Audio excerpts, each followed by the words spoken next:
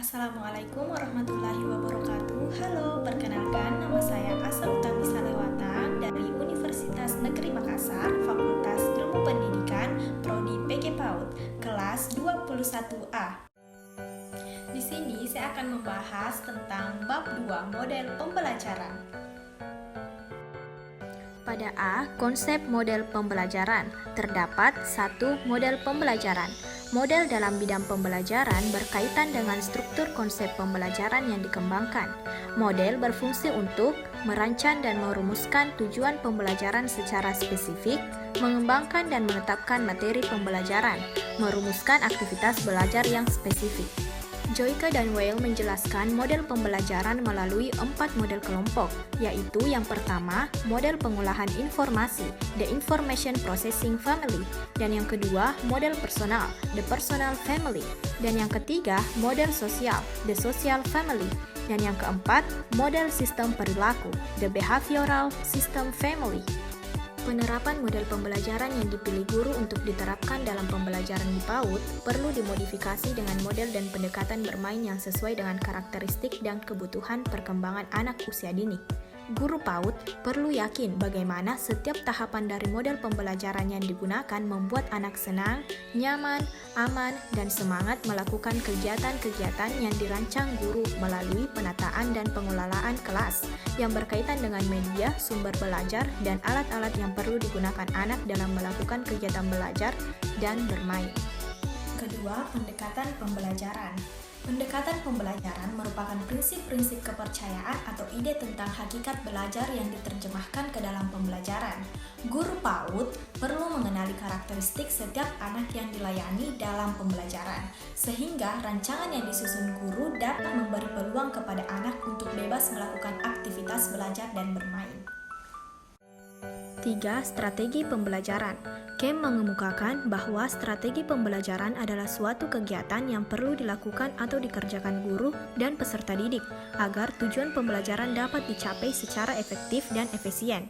Adapun Wina menyebutkan bahwa dalam strategi pembelajaran terkandung makna perencanaan, a plan of operation achieving something.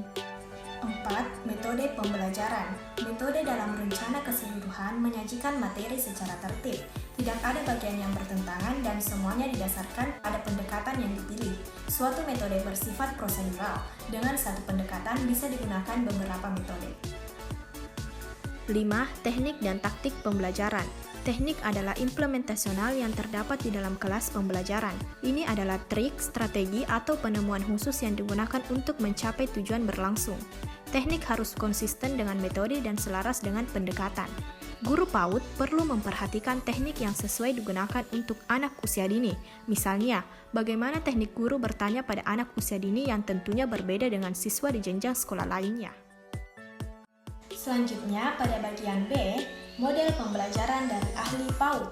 Yang pertama, model Montessori. Model dan metode pembelajaran Montessori mengacu pada pembelajaran yang dikembangkan oleh Maria Montessori. Montessori meyakini bahwa pendidikan dimulai sejak anak lahir. Pendidikan Montessori menekankan pada kemandirian dan menghargai perkembangan secara alami.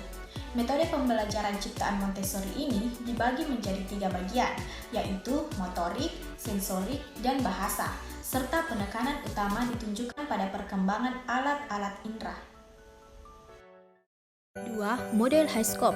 Pendekatan pembelajaran yang digunakan dalam bentuk model Highscope dikembangkan oleh David P. Weikart dengan mengacu kepada teori kognitif Piaget. Prinsip pembelajaran yang dianut Highscope adalah pengetahuan dikonstruksi sendiri oleh anak dan memberi peluang mengasah keterampilan intelektual dan sosial yang muncul. 3. Waldorf. Pendidikan Waldorf berfokus pada upaya membantu agar anak memiliki kepercayaan diri, kreativitas, pengetahuan, dan keterampilan yang harus mereka temukan dalam setiap tantangan.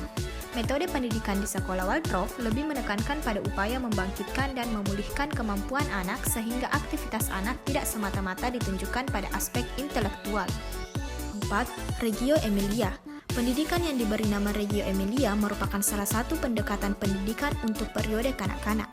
Pendekatan pembelajaran Reggio Emilia membantu anak-anak untuk belajar dengan membangun konstruksi pembelajaran mereka sendiri, di mana mereka dapat belajar sesuai dengan tingkatan usianya yang semuanya dilakukan dengan cara berpikir dan ekspresif, komunikasi, dan ilmiah. 5. Project Based. Penyusunan suatu proyek pada dasarnya adalah merencanakan suatu pemecahan masalah pada berbagai bidang pengembangan yang memungkinkan anak melakukan berbagai bentuk kegiatan mempelajari, mencatat, membuat, mengamati, menyelidiki, meninjau, mengumpulkan, menyimpulkan, dan menyampaikan berbagai temuan yang dilakukan anak-anak dalam memahami berbagai pengetahuan. Tujuan proyek ini lebih menitik beratkan pada proses menggali topik tersebut daripada jawaban yang sempurna. 6. Creative Play. Model Creative Play mengacu kepada konsep Creative Play kurikulum. Kurikulum didesain untuk optimalisasi perkembangan melalui pembelajaran integratif dan pendekatan permainan kreatif.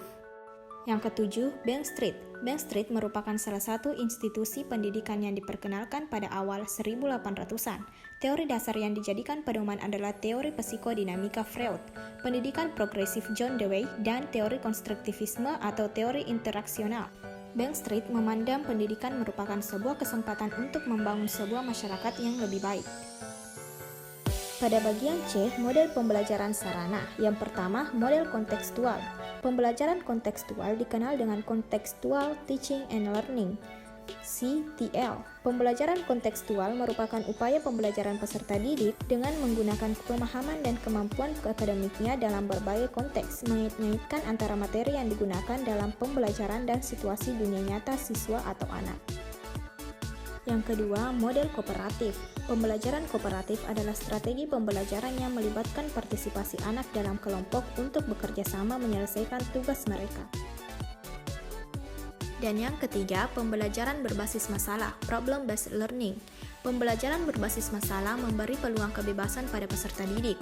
Peserta didik bebas mengidentifikasi permasalahan, melakukan pengumpulan dan menggunakan data untuk menentukan pemecahan.